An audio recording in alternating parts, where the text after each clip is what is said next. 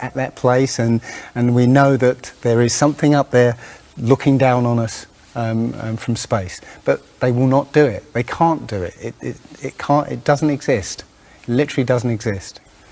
Pretty much everything NASA puts out is fraudulent.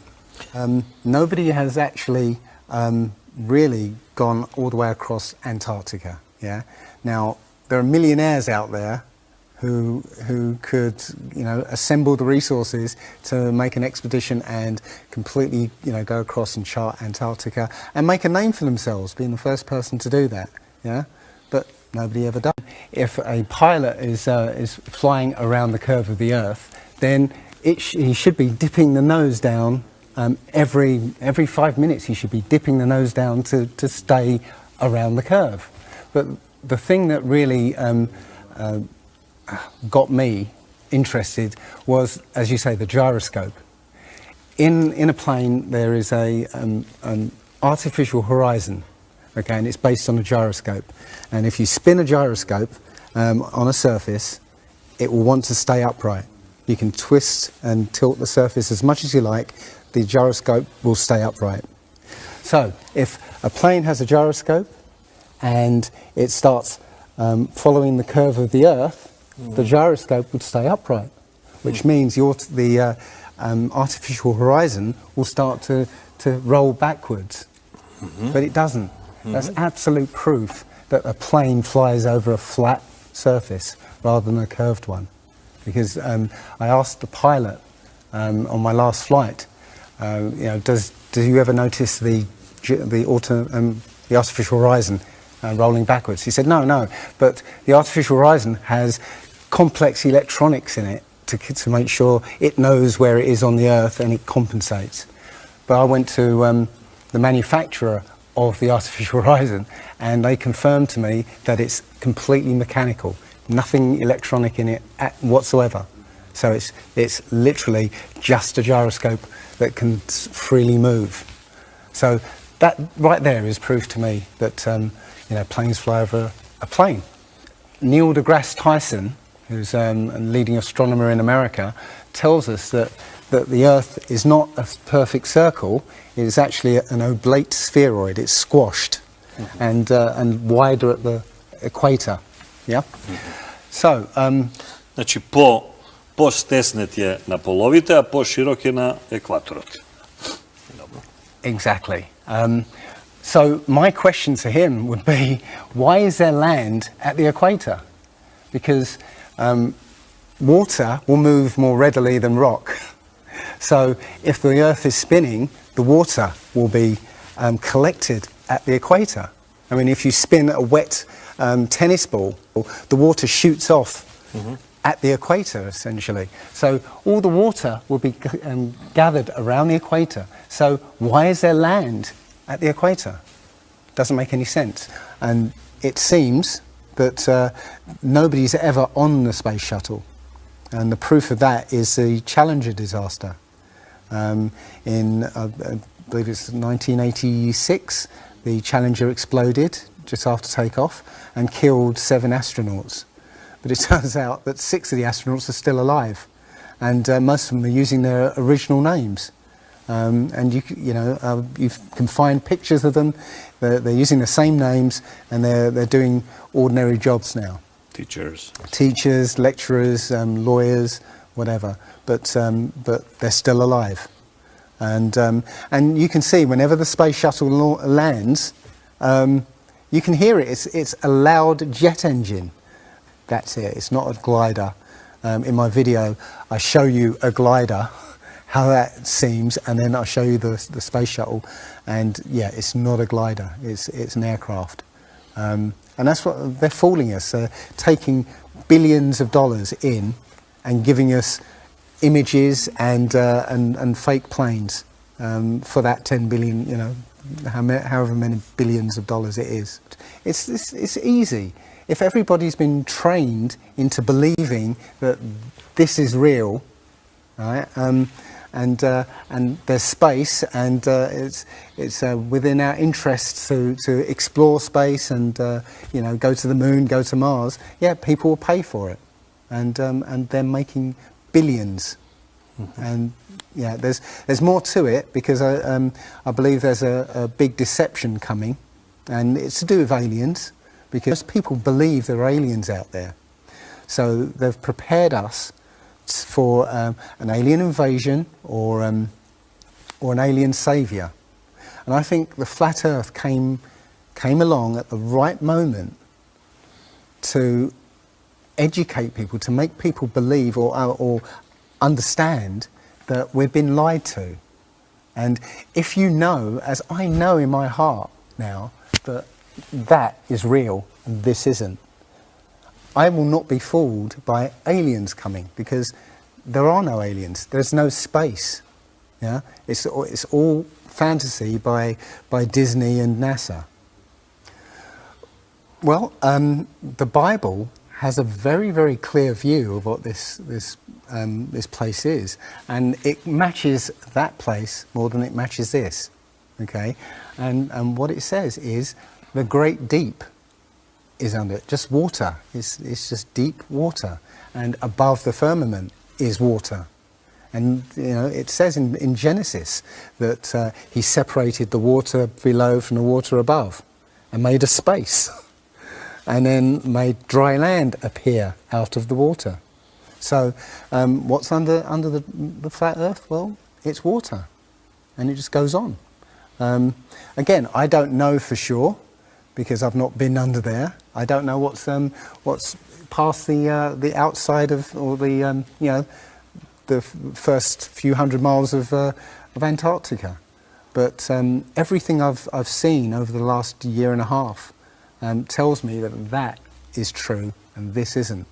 And I'm starting to believe and trust my intuition about this world is very different from what most people think it is. There are very powerful people who essentially rule this world right now. And the ordinary person is a slave in this world. And slaves aren't educated. You know, they're taught what they need to, or you know, they need to know. That's it. They're not taught truth. They're taught what they need to know. And so you're taught enough so that you can, you know, do the paperwork and operate the machinery, but you're not meant to know what's really going on, because that's the power they have over us. They know what's going on, what, you know, how this world works. We don't, so they can control us. In my opinion, the Big Bang theory and the theory of evolution and the ball Earth theory are all interlinked, and they're all there to make us feel as though we're insignificant. We're small, tiny, miniature, unimportant pieces of slime crawling around on a speck of dust in an infinite universe. If that's true, and there's no purpose, there's no meaning to anything, then our owners can do whatever they want with us. Then, you know, this is all accidental, so food can be genetically modified because it's imperfect. You know, we can be modified because we're imperfect. You know, if we realise that this is the universe, and complete universe. Yes, this system is is everything. Everything that NASA has put out is CGI, is fake. Okay, you know, people say, I think you mentioned it. You know, if you look out into the universe, you see that the moon is round, you know, spherical, and the planets are spherical, and so why are we flat? This is special. You know, so why? It's like saying a basketball is round, so why isn't the court round? You know, it's a fallacy. So this idea of a ball Earth, theory of evolution, the Big Bang, is all about making us feel nothing, so that we can be used. If everybody realised how special we all are, how unique every single life is, then this whole world would change overnight. We wouldn't allow ourselves to be used by this cabal. We wouldn't allow this planet to be destroyed because they're destroying it because, oh, it's just an accidental planet, one of millions. We've found other Earths, you know. Eventually, if this one gets too messed up, we'll go to another one. No, this is it. So if we all realise that, then we wouldn't allow all these things that are going on.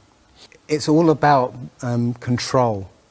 There are a small group of people who want to control the world, and because there's so many of us out there, you know, they can't control us directly. They can't, you know, this small group of people can't, you know, come round to all of us and control us directly. So they must use our own minds, our own hearts and minds against ourselves. And this is what they've done. They've educated us into this world, into this globe spinning, you know, heliocentric Big Bang evolution world, which makes us nothing. And as soon as we change that, this is amazing, because when I first started looking, it was about 1.5 years ago, I looked on YouTube and there were maybe about 100 videos, not even that probably, and nobody was talking about it, right? And then over 2015, it exploded. There are thousands and thousands and thousands of people looking at it. This is what I think. It's the truth, and we recognise the truth when we hear it, and you know, we feel it, and this I believe has come at the exact right time, so that we awaken to what's going on in the world. Nothing else, you know, 9/11 even hasn't awoken people, right, to this extent. You know, for me, I've been an atheist for 40 years.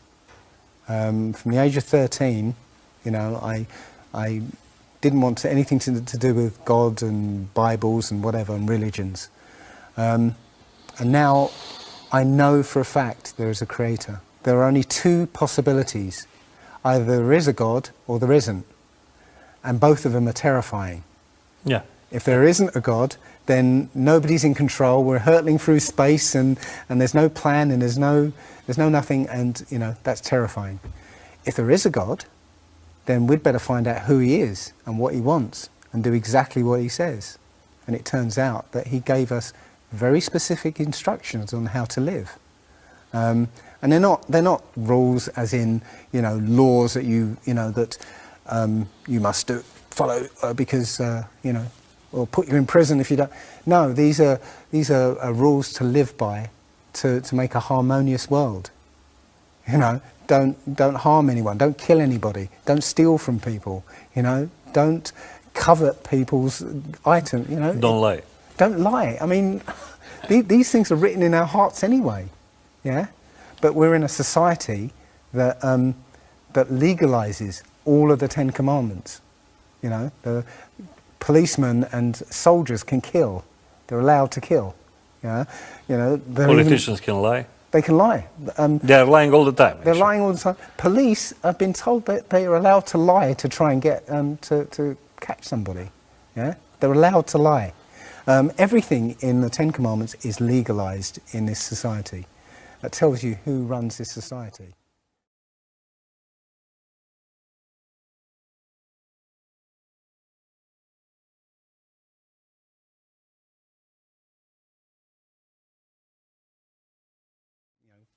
Put an end to this topic once and for all. Turn the Hubble round.